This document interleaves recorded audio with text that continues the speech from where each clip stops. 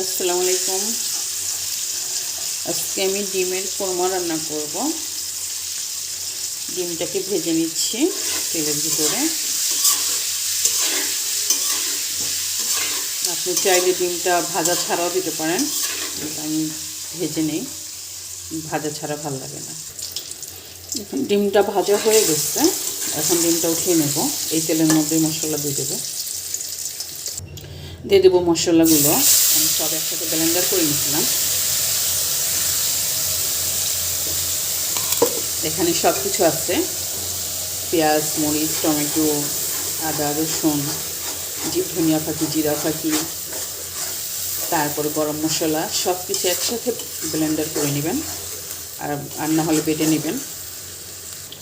দিয়ে দেবো লবণ, স্বাদ মতো পরিমাণ মতো দিয়ে দেবেন। মশলাটাকে ভালো করে কষিয়ে নেব যাতে কাঁচা গন্ধ না আসে। মশলা কষানো হয়ে গেছে, এখন দিয়ে দেবো একটু টক দই। দইটা দিয়ে ভালো করে আর একটু কষিয়ে নেবেন, কারণ কোরমাতে কিন্তু দই লাগবে। দিয়ে দেবো 1 চামচ চিনি, এটা স্বাদের জন্য, আপনার কোরমার স্বাদটা আরও বাড়িয়ে দেবে। তাই দেখুন মশলাটা একেবারে কষানো হয়ে গেছে, এখন তেল ছেড়ে দিয়েছে।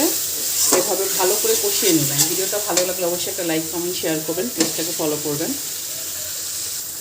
এখন একটু পানি দিয়ে দেবো, তারপর ডিমটাকে ভালো করে একটু কষিয়ে নেবেন। দিয়ে দেবো একটা দুধ ডানু, এটা দিলে আপনার একটা ক্রিমি ভাব চলে আসবে, খেতেও অনেক মজা লাগবে।